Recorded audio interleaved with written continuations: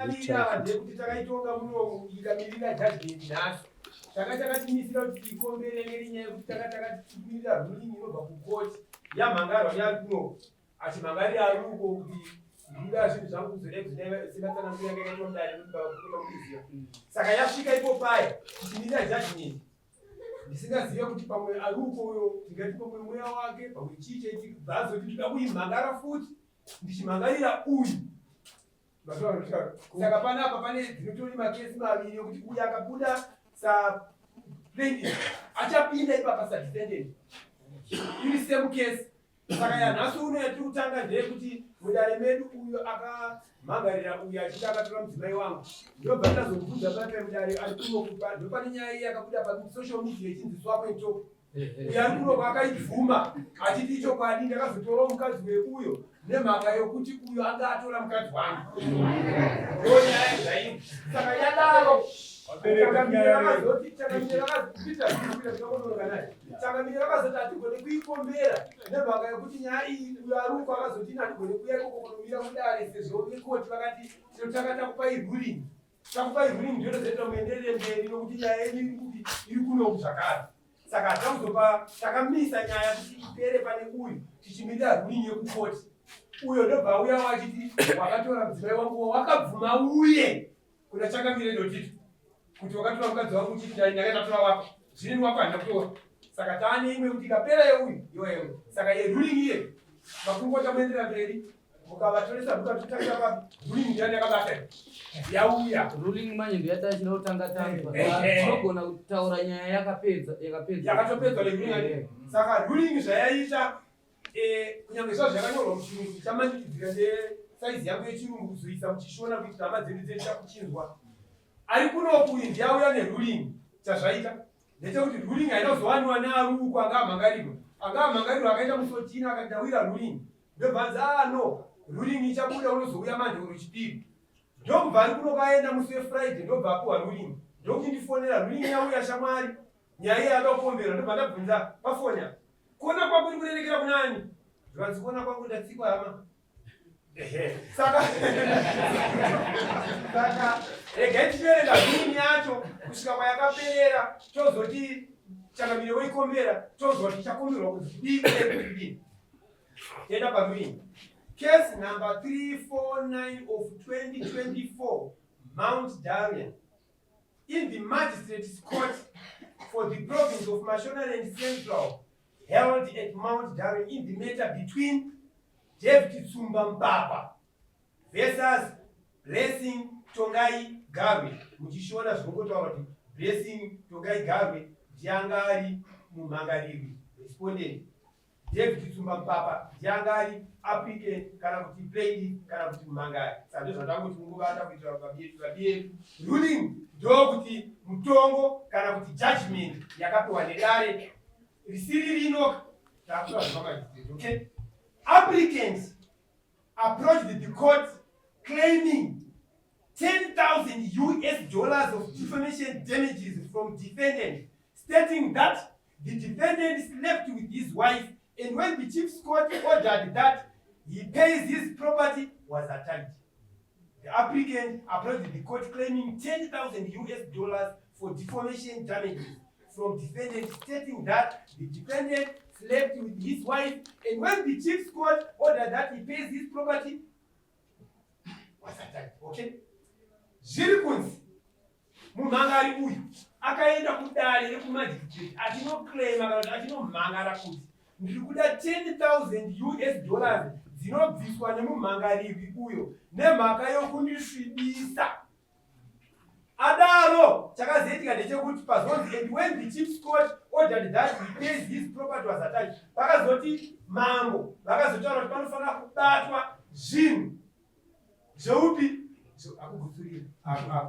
Okay, it was from that attachment pane kubatwa kwezvinhu kwakaitwa kwakatsanangurwa navo papa achiti pane zvinhu zvakabatwa kunani kune vamwe zvichipuhwa. It was from that attachment that the defendant went about telling people that he is a thief.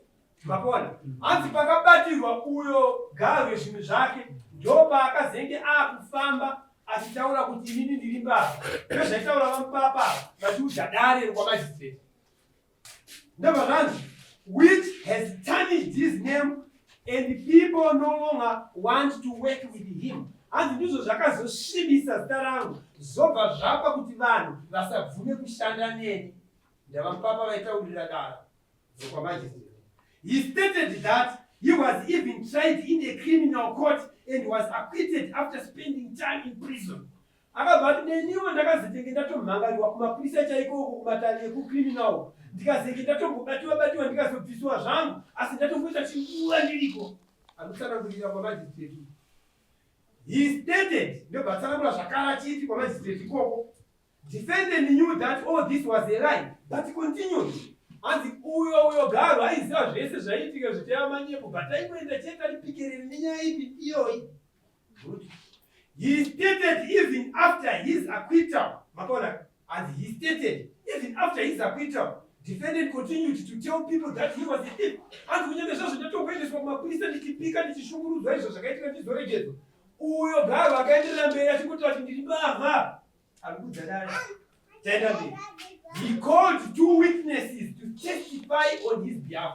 Hanzi akadana zvapupu zviviri kuzopupura kumutsinhira.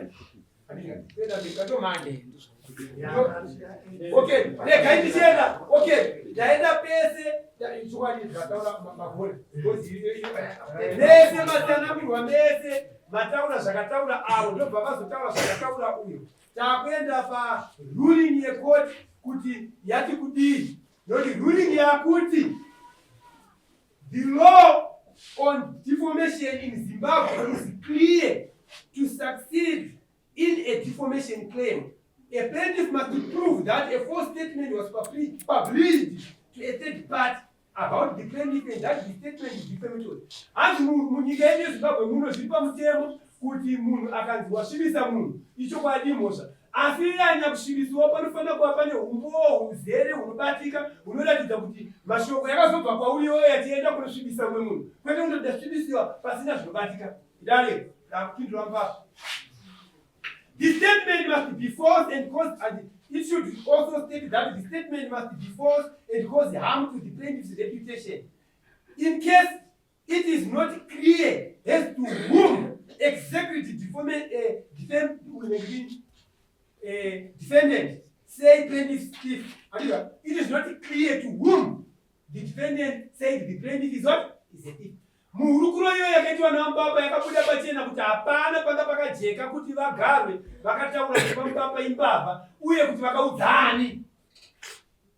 Zvikuenda mberi.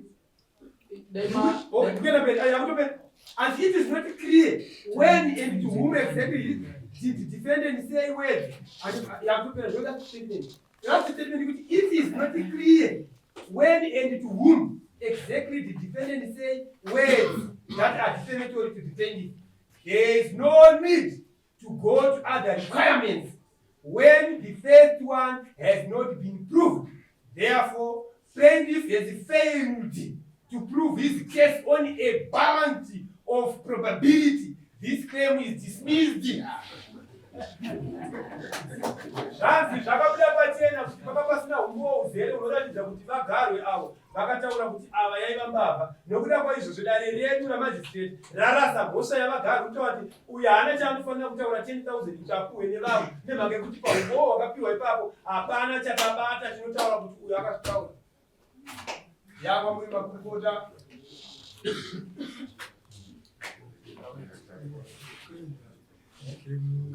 Claim yedu apa itakutoitangidza nini? Yakukomberwa. Kukomberwa kwakakurwa kuti ava vanga vakati vane zvimwe zvavari kuda kubva kune lava. Dare rataimira kuti ripupure kuti avo vanofanira kubhadhara here. Dare riri kuti zvawakataura Garwe kuti avo vakubhadhare taona pasina umbowo hwakakunongedzera iwewe kuti uri mbavha. Naizvozvo hapana zvaunofanira kutaura kune lavo. Ini ndaifunga kuti iyi nyaya iyi yanga isisinei nekuti isi tiibate-bate.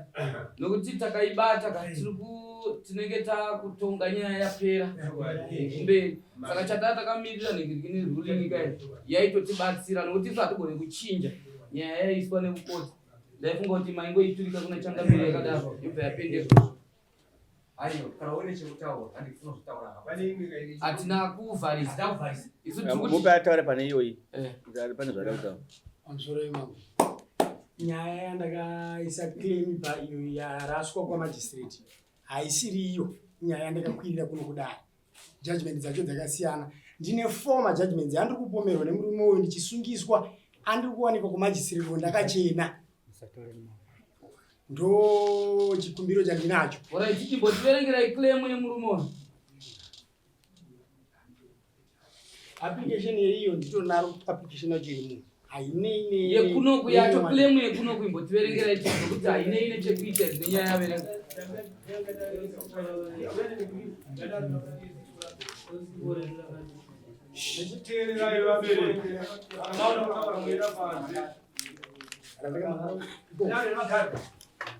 Yamakamangarirwa. Ayo. Nyaya dzake dzakangofanana nyamurume. Kuti munhu andapedza kenguva dzedara pedza nguva. Kuti chaingoda mari pakwandira achidara kamuudza kuti handikwanisi kumuripa yakarara nemukadzi wangu.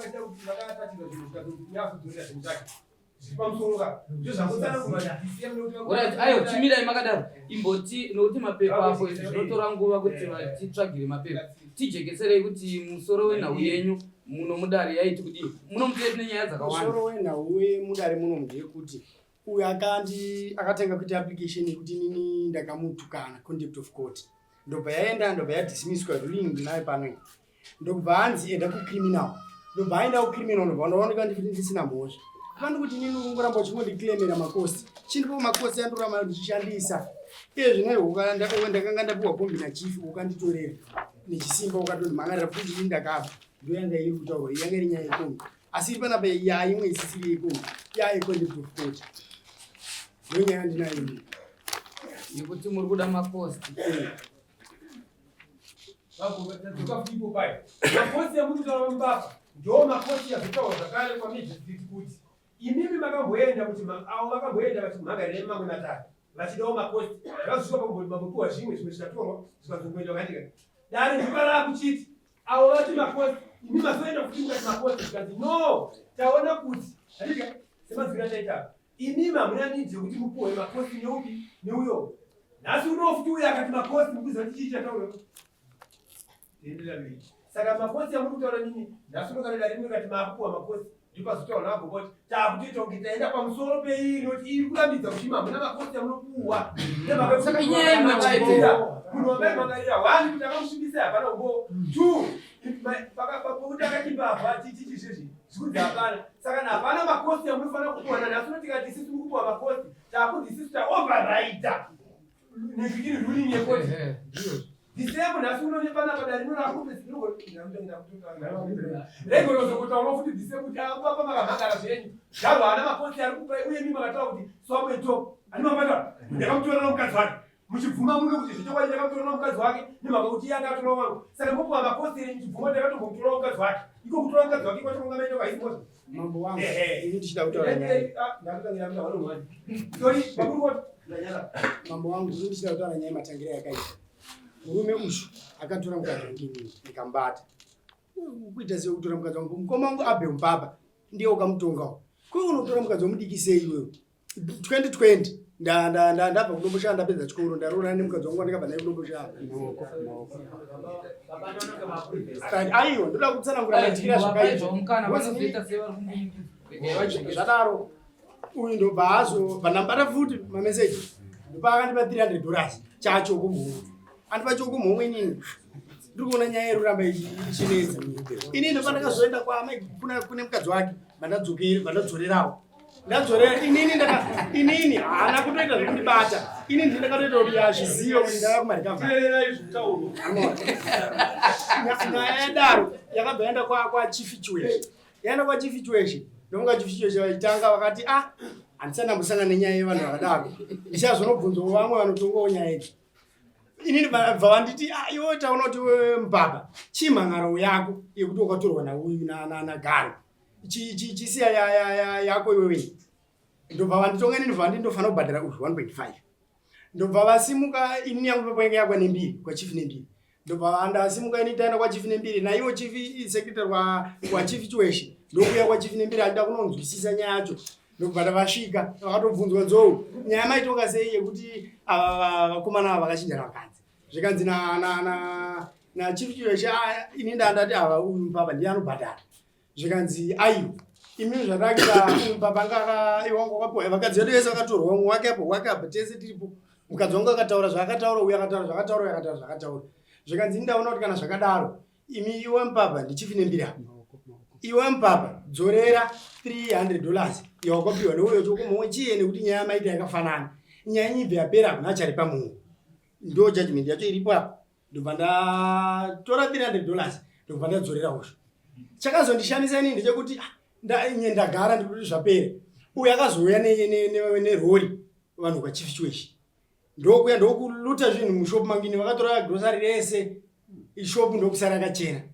ndokuudza chief nembiri changamire zvamakatonga zvinezvi zvachinja uye uye adzokorora kuzouya unotora zvinhu zvikati aiwa mese mamune mhosva yakafanana kana uye adzokorora ini ndaakuchitawo kuti uyo ari yango judgment iripiwo bhozi iye andozvaada ndobva vauya chief nembiri ndokuenda ndokutumwa komana ndokuenda kutora kombi yange isingatofambi kombi yange yakatokufa ndobva ndapiwa inini vandaenda nayo lomboshawo uyu akazondifolowa kulomboshawa ndokuya kunditorera chikombi chene chisimba anditorera chikombi chene chisimba ndobva andisira ripoti yekuti nini wewe wakaba kombi ndakasungwa nemapurisa mapurisa ndiyakatondiuyisa kunditorera yanga ane maneighborhood yanga anawo ndobva ndatongwa pamai undaro yemagistrate kuti pandaonekwa ini handina kuba mukombi kombi yangu yacho zvandikuti handina kuiba iri kupi handina kuipiwa ndakanzidzokera kwachief nembiri ndadzokera kwachief nembiri pakaona kuti vanhu vakuya ndobva atiza mba atonditorera pisod achiti uyo ari kundinetsa zvadaro aenda nekombi yayo nhasi uno inini handina akatora kombi mari grosari rangu zvese akatora ende judgment execution yakatiwa nachief chiweshe ndinayo pano execution yakatiwa nachief nembiri ndinayo pano nekutora kwakaita kombi ndinayo pano nemarekodzi yese aripo 4 yaaindisungisa tiregai tingaswerere nenyaya iyi yakambotitambudza futi payakambopinda inda mambo wechitatu kutotonga futi nyaya iyoyo mambo chief chiweshe akamboirefurawo nembire akaibata yamadotito ndomayava sanda kuti nyaya iyi zvanda kuti imimi varume imimi uyai kuofisi kwedu musi wemande tobva tafinalize judgment takabata ruling yedu vatapedza nyaya yenyu mubva maramba mubvisa madaka mukuramba muchingoendesana makotsi nyaya yapera ende yakatopera izvinezvi nyaya iyoyo chingouyai tobva tapedza nyaya iyoyo changamire ndichitaura kudaro kudai akatora pisod aiwa tatopedza imimiwo takutaura kuti